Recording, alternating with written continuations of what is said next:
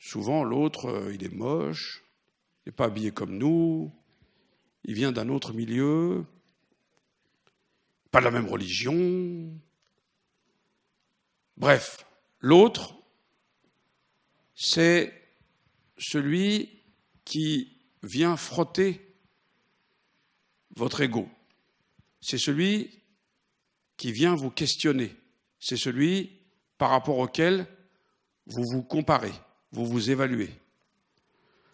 Donc, rien que pour ça, rien que pour cette confrontation, c'est important d'aller vers l'autre. Mais l'autre, c'est d'abord et avant tout une surprise. Ça y est, le type, il est complètement barré. Une surprise. De quoi il me parle? Qu'est-ce qu'une surprise? Il m'a marché sur le pied. Une surprise de quoi? Bien précisément, l'autre, c'est celui que vous n'êtes pas. C'est celui qui a pris un autre chemin que vous. C'est celui qui se confronte à une autre réalité que la vôtre. Et donc, c'est celui qui diffère de vous. Et pour paraphraser Saint-Exupéry, c'est celui qui va vous enrichir. Alors, par rapport à vous, j'ai un avantage pour cette rencontre avec l'autre. C'est que je suis aveugle.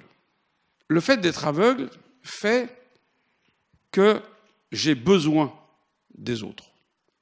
Je ne peux pas vivre en toute autonomie. Alors que vous, la plupart du temps, vous avez l'illusion que vous pouvez vivre en toute autonomie. Donc, de temps en temps, premier conseil, comportez-vous en aveugle. Acceptez à un moment de considérer que vous avez besoin de l'autre pour votre vie. Pour moi, c'est assez facile. Lorsque je vais dans le métro, je ne sais jamais quelle va être la correspondance. Donc, je suis obligé de demander mon chemin à quelqu'un. Et pour l'instant, j'ai la chance de toujours trouver des gens qui m'indiquent la route à suivre pour aller sur le quai de la ligne suivante. Mais en général, ces gens, ce ne sont pas simplement des balises de signalisation.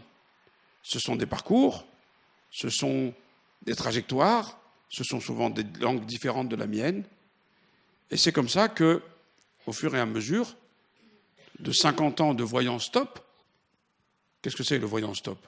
Le voyant stop, c'est prendre un voyant pour aller d'un point à un autre. Puis après, quand on est au chemin d'hiver, je prends un autre voyant.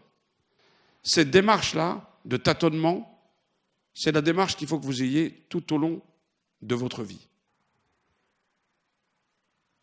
Tâtonner, c'est précisément penser qu'au moment où on va demander quelque chose à quelqu'un, on a immédiatement quelque chose à lui apporter dans l'échange.